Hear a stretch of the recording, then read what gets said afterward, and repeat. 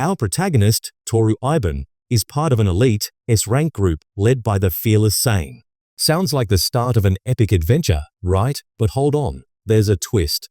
Toru, supported by his fiancée Lisa, is gearing up for another thrilling quest. With Sane as their inspiring leader, Toru feels invincible and blessed to have lifelong friends by his side. But what if your closest friends suddenly turned against you? What if everything you believed in was a lie? One fateful day, the unexpected happens. Toru's teammates and childhood friends gather to speak with him. Before he knows it, he's kicked out of the group, shattering his happy memories.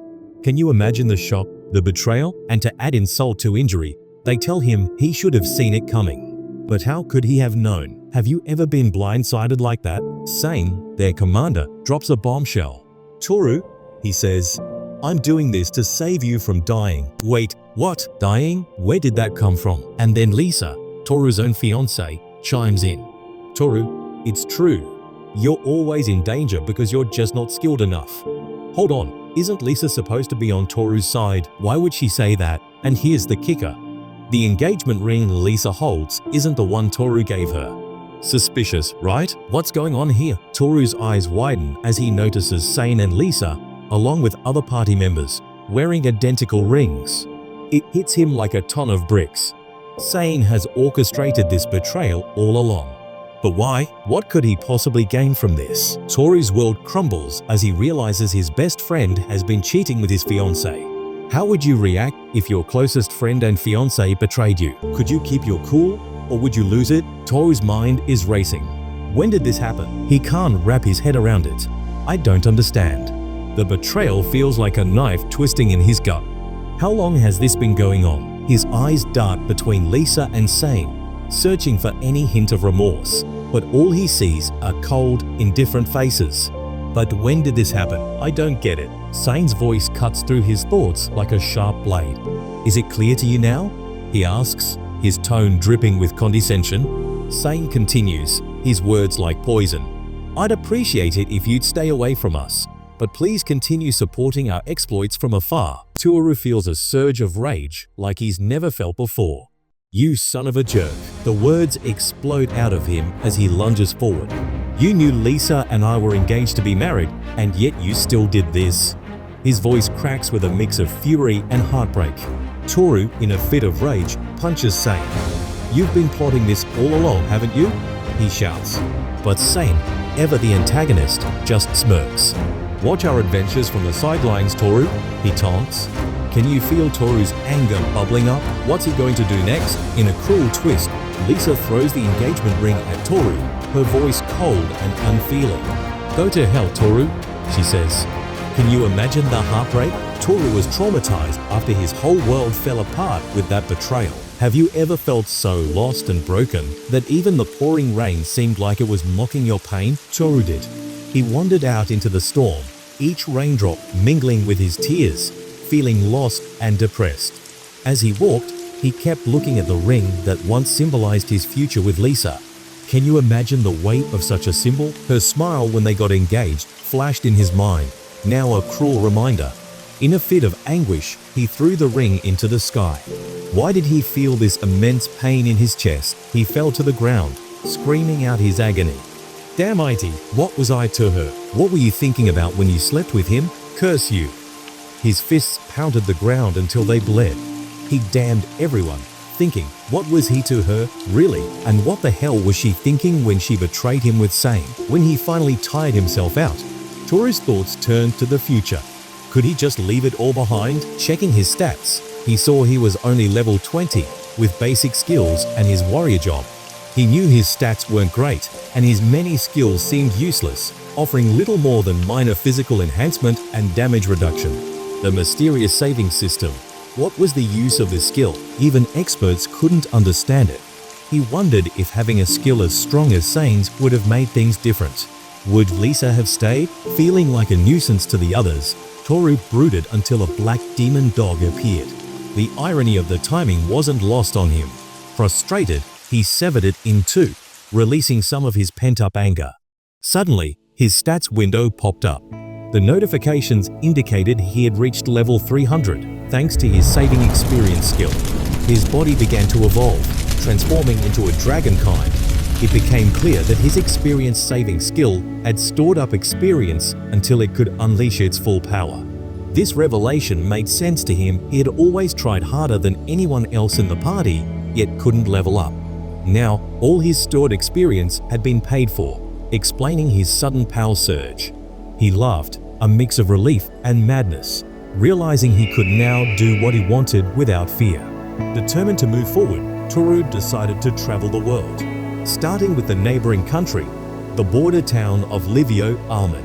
What new adventures awaited him there? As he arrived, he marveled at how alive the place was. A slave store caught his eye, reminding him of his former comrades. Could a slave be a trustworthy companion? Bound by contract, a slave couldn't betray him, offering the trust and loyalty he desperately needed. Would this be the answer to filling the gaping hole in his chest? But right now, he just wanted some peace of mind to have an honest person with him. Toru entered the slave store, and the slave dealer welcomed him, asking what he could do for him today. Toru demanded for a slave he could take with him into battle, and he didn't have a preference for a race, so any was fine. A slave trader suggested that a lizard man, and when he asked how much it was, it turned out to be 30 million. Toru asked to see others, and then the slave trader recommended him to an elf who had no combat experience. But she could be his companion in the evenings and had the potential to become a mage. But when he asked for the price, it was 25 million, which was too much for him. The slave trader asked Toru what his budget was, to which he replied it was 1.5 million. Hearing this, the slave trader asked him to come along and showed Toru the side of the store where the slaves in cages were worth less than $1 million. He stated these slaves had no training or specialty in anything, but there was a good chance Toru could make them useful if he wanted to. Then Toru's eyes fell upon a slave girl with fox ears. The moment her eyes fell on Toru, she gasped and ran to the corner of the cage, exclaiming, 300. Why would she shout a number like that? Toru was surprised she could notice his level, and out of interest, he asked the slave trader how much she cost. The trader quoted 110,000 for her, which seemed pretty cheap to Toru. But why was she so inexpensive? The slave trader explained it was because the girl was very sick. What kind of illness could she have? Toru approached the girl and gently asked her name. Keid, she whispered, her voice trembling. It sounded like a nice name, and Toru decided then and there to buy her. After the slave bonding contracts were completed, Keid was now Toru's property. But what would he do next? Seeing that she wasn't in good shape, Toru's heart ached for her. He knelt down and gently lifted her onto his back, feeling how fragile and light she was. As he carried her, he could feel her soft, shallow breaths against his neck. Don't worry, he whispered, trying to reassure her as much as himself. But would she be alright? He took her to a doctor, who revealed that her disease was a rare one among beast people. For some reason, Keid was a bit different than usual. If the doctor was right, could this mean she had high physical abilities? Toru asked the doctor what could be done to cure the disease. The doctor replied that they would need to make a potion from the heart of a dragon. How could they possibly obtain that? Keid, worried, thought she would be abandoned because dragons were so powerful. But Toru, feeling a surge of protectiveness, assured her she would be alright in no time.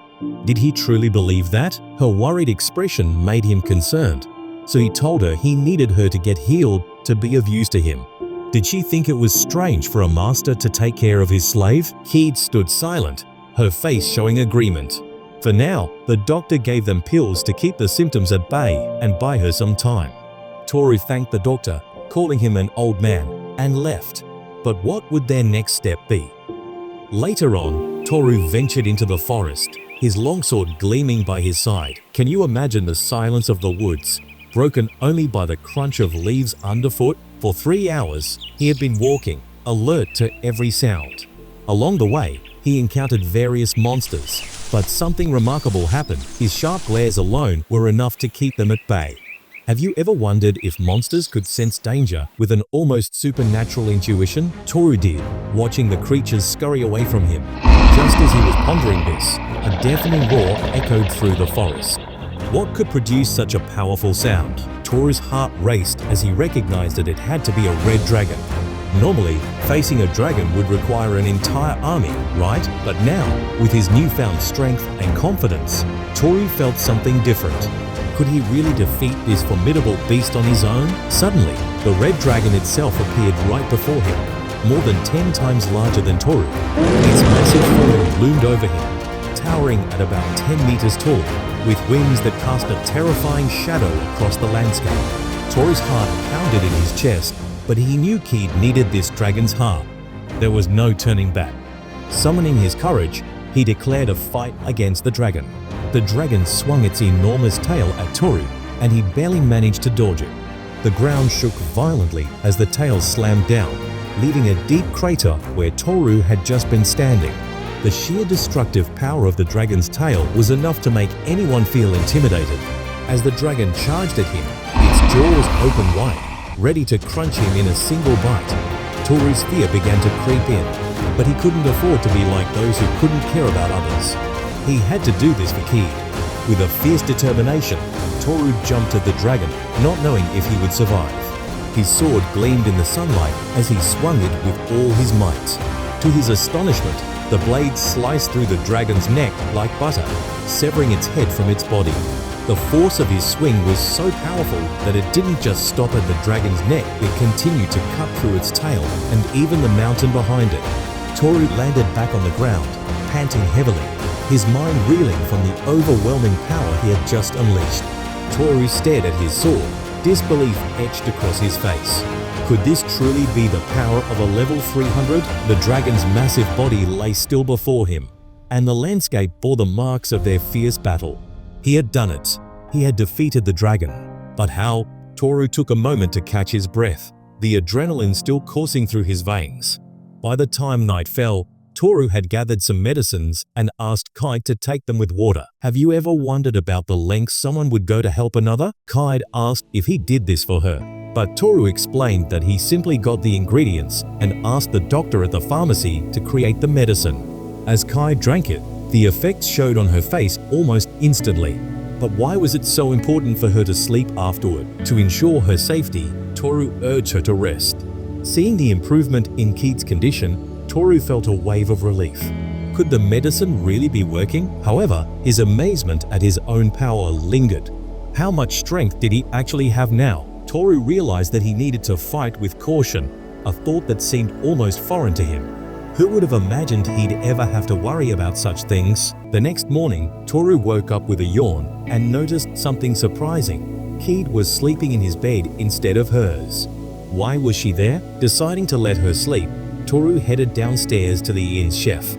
Toru asked the cook to prepare something for him, showing him the meat he had. The cook inspected it, guessing it looked like pork, but not exactly. What would you think if someone handed you dragon meat? When Toru revealed it was red dragon meat, the chef was shocked but quickly got to work, preparing a dragon steak and a hamburger. Toru savored the dragon steak, realizing that this meal would forever change how he viewed dragons.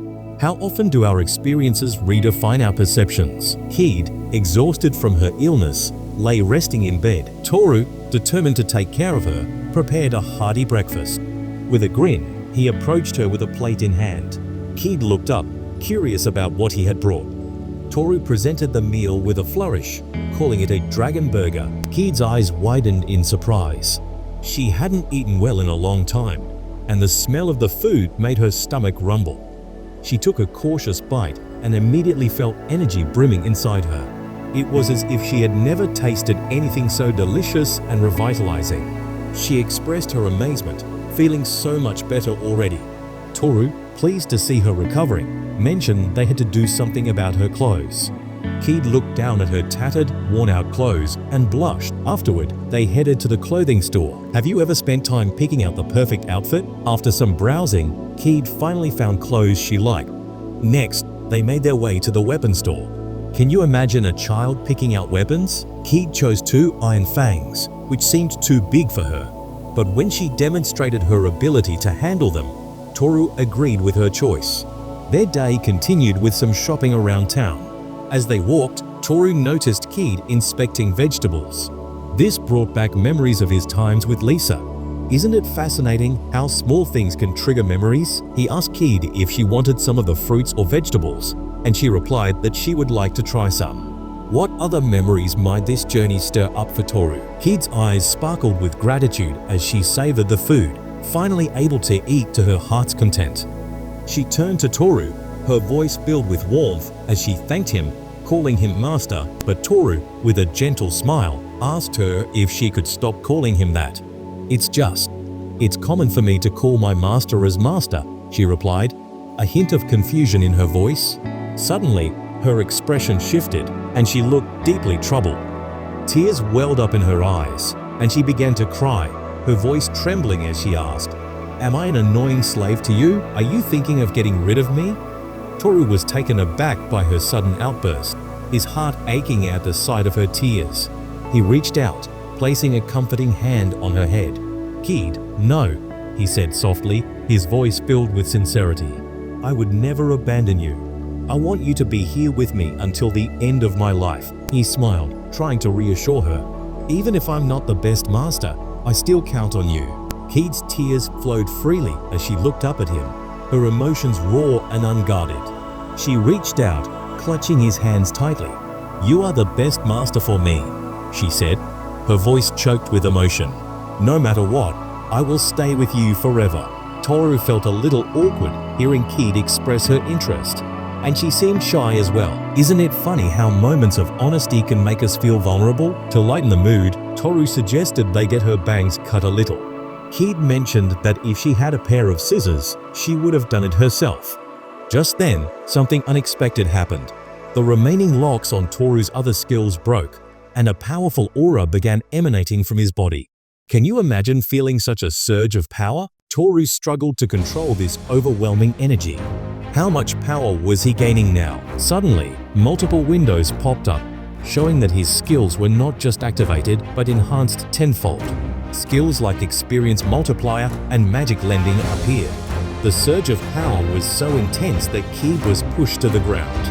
Toru quickly concentrated, managing to contain his powers within his body. Once the aura subsided, he apologized to Keid for scaring her, explaining that his skills had given him more power than he expected. How would you react if someone you trusted suddenly became so powerful? Keid, surprisingly, responded with admiration, saying her master was a great man. Toru didn't expect such a reply. Curious about his new abilities, Toru checked his stats. Some skills were so advanced that they required a significant amount of time to stabilize. His skill levels had soared past the supposed maximum of level 10, indicating he was over the limit. This left Toru worried what would happen if his remaining 2 saving skills broke. Keid noticed something was off and asked Toru if he was alright. Toru, trying to shake off the surprise, assured her that everything was fine, though he admitted she had startled him a bit. To lighten the mood, he asked Keid if there was anything she wanted. She seemed about to speak, but then hesitated, eventually smiling and saying there was nothing. Toru, sensing there was more, encouraged her to tell him anything. After a brief pause, she shyly mentioned that she wanted some soap. Later, back at the inn, Toru began preparing the bath and invited Keid inside. She hesitated, asking if he was sure about them bathing together. Toru, trying to be nonchalant, assured her it was fine and added, with a playful smirk, that it wasn't like he was after her body. That comment made Keid feel even more awkward, and she wrapped a towel tightly around herself. As they settled into the bath, Toru instructed Keid to sit down so he could wash her hair. She was unsure about letting her master do such a thing, but Toru playfully made it an order. Reluctantly, she sat down, and Toru began to lather her hair with soap, his fingers gently massaging her scalp. While he was deep in thought about how to wash her hair properly, he noticed her tail peeking out. Curious, he asked what breed she was. Keid replied that she was a fox person, which intrigued Toru since he had never seen one before. He had heard that fox people typically had golden fur. As he pondered this, he accidentally slipped and his hand brushed against a sensitive part of her body. Toru quickly pulled away, apologizing profusely. To his surprise, Keid calmly said she didn't mind if that was what he wanted. Toru didn't expect such a reaction and felt a mix of frustration and protectiveness. He pinched her lightly, telling her not to think of herself that way. After finishing the bath, he couldn't resist teasing her, saying he might consider it when she gets older, leaving Keid flustered and blushing furiously. After that, she trimmed her hair a little, and Toru discovered something surprising. Keid looked absolutely stunning with her new haircut. Have you ever noticed how a small change can make a huge difference? Toru certainly did. He pointed at her ears, teasing her, saying she might have missed some hairs. But with a playful smile, Keid corrected him. "Those are my ears, master." Now, this got Toru thinking. If she already had human ears, why did she need another pair? Intrigued, he asked her about it. Keid explained that there was an interesting theory. The god who created the beast race had a particular fondness for those unique ears. But not wanting to let go of the human touch, the god decided to give them both sets of ears. Talk about a creative choice, right? Toru couldn't help but chuckle. That sounds more like a fetish than a divine design, he joked. Keid laughed and agreed, lightening the mood even more. As they cleaned up their scattered hair, something unexpected happened. Keid, looking a bit shy, told Toru she had a great time today. Isn't it wonderful when someone expresses their happiness so openly? Toru felt a warm glow inside and hoped they'd continue having fun together in the future. Then, with a sweet promise, Keid assured him she'd be by his side forever. And Toru, feeling a bond stronger than ever, wholeheartedly agreed. The next morning, Toru returned after completing some early chores, looking exhausted. Why? Because the old man at the weapons store had gotten mad and charged a hefty fee for sword repairs. Curious, she asked what happened. Toru showed her his sword, broken while he was cleaning it. He had gone to get a new one, and when the seller showed him the sturdiest sword in the shop, Toru tried to swing it. But guess what? The swing was so powerful that it unleashed a shockwave, breaking the sword and causing chaos in the shop, with items flying off the shelves. Now, he was feeling down about the penalty for the damages. But she had an idea she knew the perfect weapon for him. This led them to the ruins known as the Temple of the Sacred Arms. Toru was skeptical. The Sacred Arms? Weren't they meant for heroes? These weapons chose their own owners, after all. Keid encouraged him to believe in himself. Upon entering the temple, Toru was awestruck by its size. Keid mentioned it seemed built by the gods. She explained there were 2 tests to obtain the sacred arms: opening an unlocked door and removing the weapon from the pedestal. Toru asked how she knew all this, and she just smiled, saying she knew a lot about these things. They soon found the door, the first test. It had no handle or visible mechanism. Toru asked Keid how it opened. She suggested he try touching it. As he did, the door assessed his powers and opened smoothly. He passed the first step. They ventured further inside, following a path lined with torches until they reached the sacred sword in its pedestal. The sword's quality was apparent at first glance. A look of determination etched across his face. This was the moment he had been waiting for to prove his worth. The sword, legendary and powerful, rested in a majestic pedestal, waiting for the one destined to wield it. Have you ever faced a challenge so daunting that it seemed impossible? That's exactly how Toru felt right now. Taking a deep breath, he approached the sword and wrapped his hands around the hilt, feeling the ancient power coursing through it. With a mighty heave, he attempted to lift it, but the sword was stubborn, barely moving, demanding more than just physical strength. It was as if the sword itself was testing his resolve. Can you imagine the weight of not just a sword, but the expectations of an entire prophecy? Undeterred, Toru summoned all his strength, pushing himself to his absolute limits. The pedestal began to crack under the pressure, a testament to his unwavering determination. Watching from a distance, Keid's eyes lit up with hope and admiration. She believed in Toru, and seeing him struggle only reinforced her faith that he was indeed the one destined for this moment. How often do we have someone who believes in us even when we struggle? Finally, with one last monumental effort, Toru wrenched the sword free. It was as if time stood still for a moment. The sacred sword, now released from its ancient resting place, began to glow brilliantly, bathing Toru in its divine light. This was no ordinary moment. It was a testament to his courage and the fulfillment of a long-awaited prophecy. Keid rushed over, her voice filled with concern and pride. "Toru, are you all right?" The glow of the sword reflected in her eyes, mirroring the pride she felt for her master. Toru, breathless but triumphant, nodded. "Yes, Keid, I'm fine," he said, his voice filled with a mixture of relief and gratitude. "Congratulations, Toru," Keid said, her voice soft but filled with emotion. "You've achieved what many thought was impossible." Toru felt shy and said she was giving him too much credit, but speaking of which, he realized that he hadn't received a single compliment in almost a year, especially not from Lisa. But now, he had someone who genuinely cared about him and wanted to go on adventures together. Isn't it wonderful to have someone like that? Toru was thrilled and decided to share his plan with her. They would head to the city and form a group to debut as adventurers. Meanwhile, somewhere else, Sane was indulging in his own twisted fun with the girls until they were utterly exhausted. As he reveled in his debauchery, he couldn't help but think about Toru's devastated face when he was betrayed by Lisa, the woman he had loved and given a ring to. How could Toru have been so naive, never suspecting anything? But the real twist? It wasn't just Lisa who had feelings for Toru, Ni and Sora did too. And who orchestrated all this betrayal? None other than Sane himself. He felt a twinge of guilt for betraying Toru, but it quickly vanished as he relished his control over the girls. They were mere puppets, manipulated by his demonic eye of law, which instilled an uncontrollable lust in them. Why did all the girls fall for Toru instead of him? This jealousy drove Sane to use his power, starting with Lisa. He enjoyed those days, deceiving Lisa right under Toru's nose. And now, with Toru out of the picture, he felt freer than ever. But why did Sane, an impeccable man, feel this way? He remembered the legend of the Demon Lord, who appears once every 100 years, sometimes as a demon, sometimes as a human. Sane wanted to be prepared, seeking sacred arms to continue his mission. But first, he planned to have more fun with Sora before embarking on his quest for fame and fortune.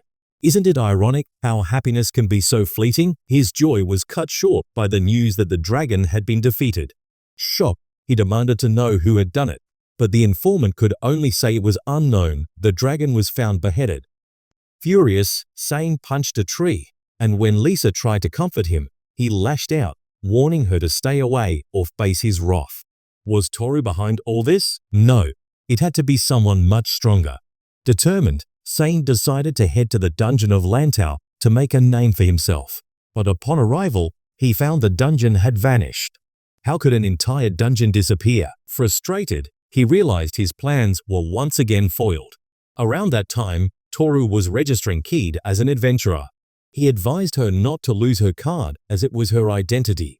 Reflecting on his own demotion from S rank to B rank after leaving the party, Toru explained the city's reputation for entertainment and alcohol to Keid, who insisted he didn't need such distractions when he had her. They continued to the dungeon, with Toru explaining its importance. Adventurers sought materials and rare items from the dungeon core. Their adventure was about to begin, with Keid eager and Toru hopeful. So, what awaits them in the dungeon? What challenges will they face? And how will their journey unfold? The first floor looked like a set of ancient ruins, but Keid was handling it like a pro, effortlessly taking down the rat monsters with her one iron fang. Toru, watching from the sidelines, couldn't help but be impressed. Isn't it amazing when someone exceeds your expectations? He thought she was good, but she was turning out to be incredible. Guess what? Keid called out between slashes. I'm up to level 15 already. Toru's jaw dropped. Are you serious? We've only been at this for an hour. Keid grinned, a mix of pride and excitement in her eyes. Maybe it's because I'm with my master. She winked, and Toru suddenly remembered something about an experience multiplier. It meant that being in his party boosted everyone's experience gain rate. Pretty neat, right? Keid's enthusiasm was contagious. She was thrilled about getting stronger, eager to keep fighting alongside her master. By the time they reached the third floor, it was clear she had become much more powerful.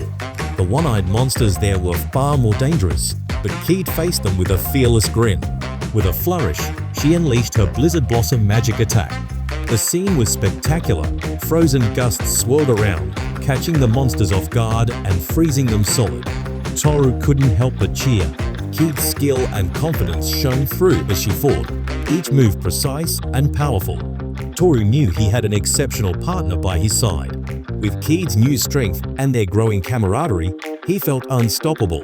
Keid may have grown cold towards the monsters, but her demeanor towards her master remains gentle and cute. Isn't it intriguing how she balances these contrasting attitudes? As Toru praises her for clearing the floor, we can't help but wonder, what drives Keid's desire to become stronger? Despite reaching level 30, Keid feels inadequate as her master's rearguard. Can you imagine the pressure of trying to prove your worth in such a perilous situation? But wait, what's this? Just as Toru suggests they head back, Keid spots something on the floor. Could this discovery change the course of their journey? Surprisingly, it's not mere garbage, but a rare magic storage with a capacity of 100. How might this newfound item affect their future expeditions? Keid's eagerness to continue exploring is palpable. But why does Toru put his foot down? The answer lies in the harsh realities of dungeon diving. With food and water running low, Toru faces a critical decision. How often do we see survival instincts clash with the allure of potential rewards? As Keid's disappointment becomes evident, Toru offers reassurance. But what does this interaction reveal about their complex relationship? And as they exit the dungeon, one can't help but wonder, what challenges await this master and slave duo in the adventures to come? After an intense day of dungeon raiding, the heroes found themselves back in the bustling town. The sun was setting, casting a warm golden glow over the cobblestone streets. They decided to stop by a cozy little food place for dinner. The tantalizing aroma of grilled meat filled the air as Keid eagerly dug into her plate. Her eyes lit up with each bite of the delicious meat, and she couldn't help but smile with pure satisfaction. She had worked hard today and definitely deserved this feast. Toru watched her with a warm smile, feeling a sense of accomplishment. Reflecting on their success, he was pleased with the 120,000 coins they earned. Quite a feat for her first time. It was clear to him that she was enjoying herself immensely. Noticing Toru's gaze, Keid playfully offered him some of her food.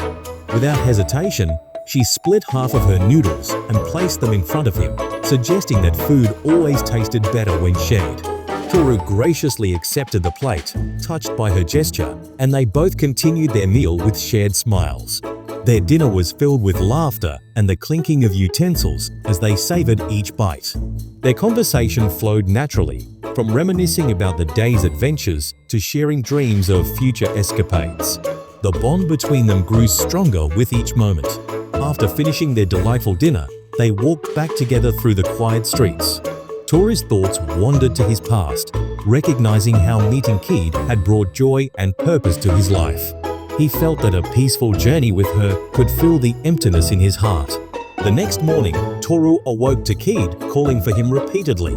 As he opened his eyes, his blurry vision cleared, revealing a surprising sight. Keid looked completely different, as if she had aged decades overnight. Toru noticed her larger ears and other changes, making her appear as a fully grown woman. Confused, he questioned how this transformation occurred, to which Keid explained it was due to a sudden increase in her level. Wanna know how I became so big in one night? It's a special and secret ability of my master. Subscribe, and I'll tell you all about it in the next part of the video.